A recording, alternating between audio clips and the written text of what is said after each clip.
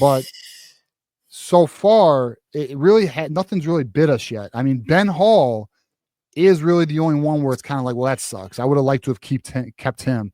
But Jaden McBurrows, John, and we'll get your thoughts on this, but I'll run it real quick. Jaden McBurrows, guys, he was out of the rotation for spring ball. He was not in the nickelback battle. Amarion Walker, we all know, was just not making it happen. He didn't even have a number. Right. Carmelo English has entered the portal, but he was not on Michigan this year. He entered the portal last time. Remember, he's in the portal again though. But yeah, so that's where we are. And there's been some others, like Kumba entered the portal. I think there was a couple others who entered the portal, but nothing that's stung so far, John. Ben Hall is the one that kind of sucks. Yeah. One thing is that Carmelo English, who what used to be on our team, has now entered the portal again. Yes. So yes. I do think that's at least notable.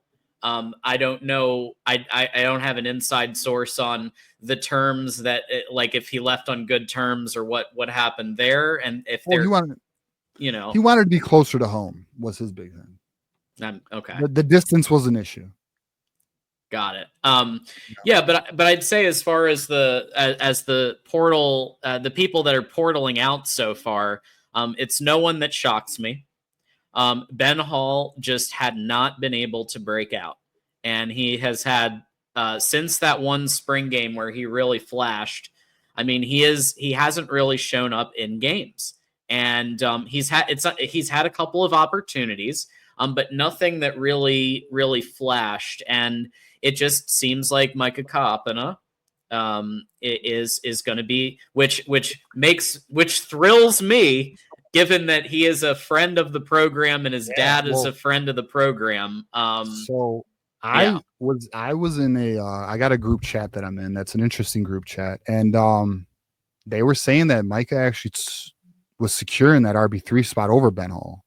So that was kind of things they were hearing. So now I'm not at practice. I don't know. But if that was the case and that helped. Now, one thing that I did hear from somebody else was that Ben Hall is looking to be a primary back for another school. Mm-hmm. So obviously Michigan can't provide that for him. So it is what it is there.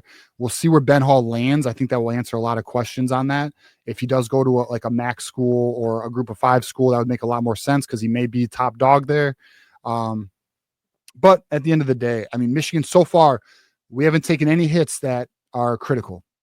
Like last year we lost what was it, DJ Waller? That one sucked. Oh, Keon Saab, like those. Yeah, sucked. Keon Saab. You know what I mean? Yeah, but like so far, nothing that's really stung. Yeah, especially because I mean, we really could have used him. Like a couple of weeks later, it was literally a matter of weeks where he would have gotten a starting position. Well, he lost again. Enjoy your out, Keon. Yep. So Ben Hall doesn't shock me. Jaden McBurrows really doesn't shock me because he any time we've reported the secondary battles, he just hasn't been emerging, and he hasn't really broken out like some others have. Amarion Walker, like you said, he didn't even have a number. So so none of these are surprising. Amarion Walker didn't really do a lot last season at wide receiver. So none of these are shocking. And I'm curious to see who Michigan is going to be kind of going after.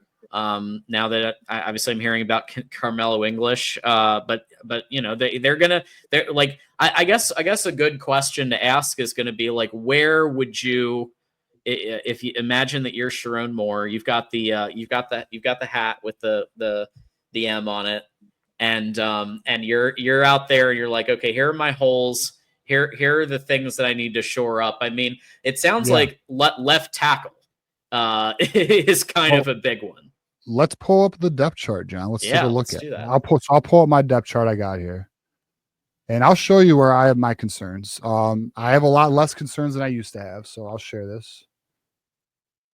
So for those who are not familiar with my depth chart, the blue are our freshmen that came in. I have Jamar Browder second behind Donovan McCulley now, but my concerns are the wide receiver, Samaj Morgan, left tackle, And then I do have tight end only because we're just not hearing buzz out of the tight ends, and like not at all. There's been like no buzz out of camp, which is something because we know we're airing the ball out.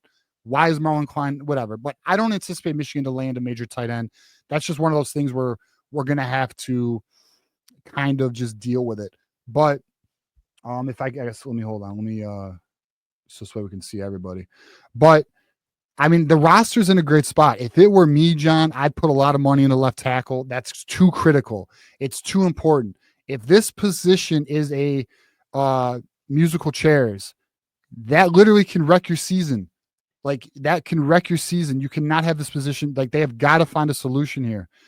We can live with this. I think we can live with this, although I do anticipate them upgrading this. I'm telling you, Skylar Bell, look out for that. That's a name we've heard for months. I told you guys in December.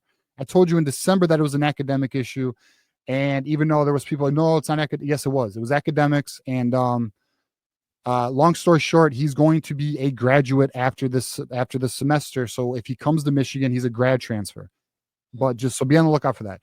But anyways, we look good, man. The roster looks strong. I mean, I now have Trey Williams at the zero tech, Rayshon Benny backed up by Damon Payne, Trey Pierce. I mean, I don't know, John, when you look at this roster, I guess we could look for a quarterback considering the injury. What am I doing the injury here, issue? Yeah. By the way, shame on me, boys. I apologize for not updating this. Shame on me. Shame on me. I was hanging on to old thoughts. But Bryce Underwood's obviously QB1. But yeah, so the roster looks good. But we do have these, in my opinion, concerns. I mean, I guess I should probably unhighlight this because I know they're not going to do anything about it. But left tackle and slot are my biggest issues here. Yeah, slot, left tackle, tight end, and quite frankly, punter. Yeah, and punter. You're right. I think you absolutely have to go out and get a punter. They will. They will. That's been pretty much confirmed. They're going to go after one because it hasn't been good, and they can't have that be a problem. Yeah. Otherwise, I think everything's shored up pretty well, but you never know who they might go after for depth on the line. In addition to left tackle, they might look at depth at other places. And I would, the other receiver slots too. I mean, the slot receiver is the big one for me that's a bit concerning. But I think they might also, in some cases, like what they have at wide receiver now with competent quarterback play. I mean, based on what I've seen in film and the reports that I've seen, I mean, McCauley, whether it's McCauley, Fred Moore, Andrew Marsh, I mean, Anthony Simpson will be, I think, a pretty good one. But Samaj Morgan, I mean, everybody seems to be pulling their weight. So if they add one or two more, in the portal, then I think they're at a good spot. Nick asked me a question. How pissed are you that Ron Bellamy is back? Well, I'll tell you what. I'm seeing some improvement in some areas here, and whether it's mechanics, whether it's literally just catching the ball, because I think that the wide receivers in the past were really good at blocking, and they were really good at physicality and at trying to start to get a little bit of separation. Where they fell a little short was route running and then actually like catching the ball, right? Step 2 and 3. And so with that said, I do see improvements in the little bit of video that we have seen. And I think part of that's Ron Bellamy. Part of that's Soup Campbell. Let's not forget, folks, Soup Campbell, who was a wide receivers coach for a long time, coached Braylon Edwards, legendary wide receivers coach, is right now assistant wide receivers coach, helping out in that room right now. And I think it's perfect. I think it's exactly what is needed in that position.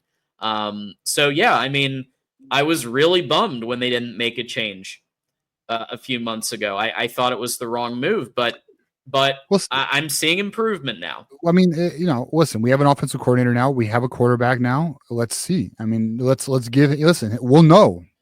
You'll know this year, and guess what? Guess who the replacement is for Ron Bellamy if it doesn't work out? Soup. Campbell. I mean, he's going to be the one that they'll promote. So we're fine. I'm not even concerned about it anymore. Yeah. But yeah, I mean, look, our roster's in a good spot. We just have a couple holes here. So yeah, we'll see. I'm excited about it though. Yeah, same here. Same here. Yeah, and I am curious to see who they go after in the portal. But I think I'm look. They do have, what is it, 105 total spots now that they have to stick to. It's like 105. So there are going to be some drops because of that, and some moves that have to be made. So that's all part of it too. Any final thoughts on portal? We've got a bunch of super chats here. Thanks to our community. I'm sorry. Any thoughts on what, John? You broke up. Any final thoughts on the portal? Yeah, one last thought. So there apparently is an offensive lineman that Michigan's already in contact with, and it's mutual. So potentially that's the solution. I don't have the name though. I don't have the name on who that is, but there's apparently one that is going to enter the portal that there's mutual interest. So we'll see how it goes. Nice. All right. Stay tuned. Doreen is here. 9 months of membership. Thank you, Doreen. That's right, folks. Even the Buckeyes. We have Buckeye members. Buckeye